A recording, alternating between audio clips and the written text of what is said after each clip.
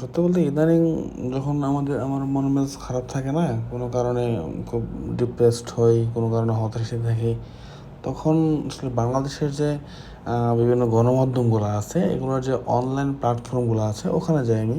ওখানে গিয়ে বিশেষ করে রাজনৈতিক যে বর্তমান সময় যে আমাদের সরকারি দল যেটা আছে, ওই সব দলের যে বিভিন্ন নেতা উপনেতা আছে, ওনাদের বিভিন্ন বক্তব্যের উপর যে হেডলাইনগুলো, যে নিউজগুলো করা হয়, আমি সত্যি বলতে ওই সব নিউজগুলোরই কমেন্ট সেকশনে হুমড়ে খেয়ে পড়ি, জাস্ট একটু আমার ডিপ্রেশন কাটানোর জন্য, বিনোদন নেওয়ার জন্য।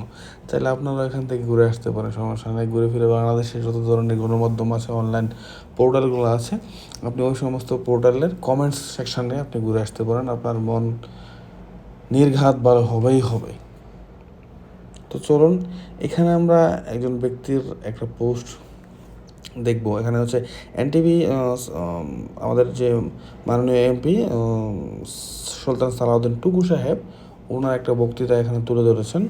হ্যাঁ, ওনার বক্তৃতার আদলে একটা হেডলাইন তুলে ধরেছেন এখানে। এখানে আমরা কমেন্টসগুলো করবো। তো কমেন্টসে ঢোকার আগে আমি একটা বিষয় বলে রাখি, আপনারা হয়তো ওনাকে চিনবেন একটা কারণে, সেই দৌড়ের একটা বিষয় আপনাদের মাথায় থাকতে পারে, থাকার কথা।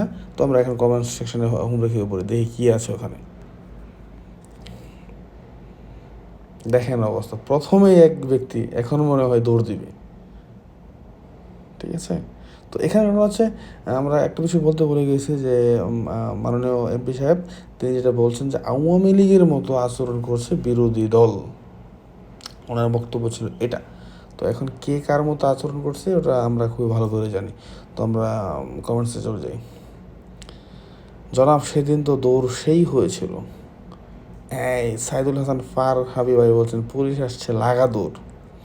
সত্যি বলতে ওই দিনের পুলিশের হুইসেল বা বাঁশির শব্দ শুনে কিন্তু দৌড় দিয়েছিলেন, আপনাদের মনে আছে কিনা জানি না। দৌড়ের কথা মনে আছে, অ্যাম্বুলেন্সের শব্দ শুনে টুকু মিয়া যে দৌড় দিছিল, টুকু হোসাইন ভোল্ডের গতিতে একটা দৌড় হবে, তাহলে দৌড় দেন স্যার একটা, স্বৈরাচার কয় কি।